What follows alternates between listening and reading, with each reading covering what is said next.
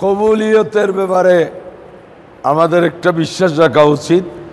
আমি চাচ্ছি দোয়াটা আজকেই কবুল হোক, আমার কাজটা আজকেই হোক বা কালকেই হোক, আমার একটা টার্গেট সময়ে হোক। কিন্তু আল্লাহ যদি বেহতর জানেন যে আমার জন্য এখন হলে ক্ষতি হবে, এটা যথা সময়ে যখন আমার জন্য কল্যাণকর, তখন আল্লাহ এটাকে কার্যকর করবেন।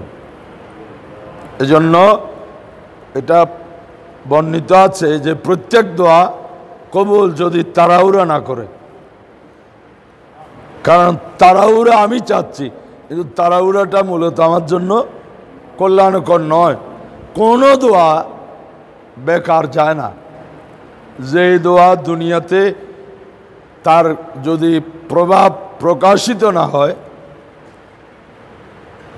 আখিরাতে দোয়াকারী অনেকগুলো সওয়াবের স্তূপ দেখবে, দেখে জিজ্ঞেস করবে, আল্লাহ আমি তো এত আমল করি নাই, এতগুলো সওয়াব কোত্থেকে আসলো?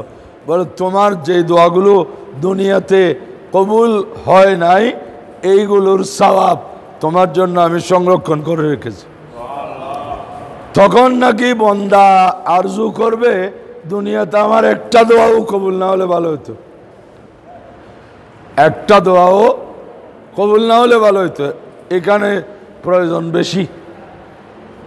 সুতরাং দোয়া কবুল হওয়ার জন্য যখন আল্লাহ বন্দার জন্য ভালো মনে করেন, তখনই এটা কার্যকর হবে।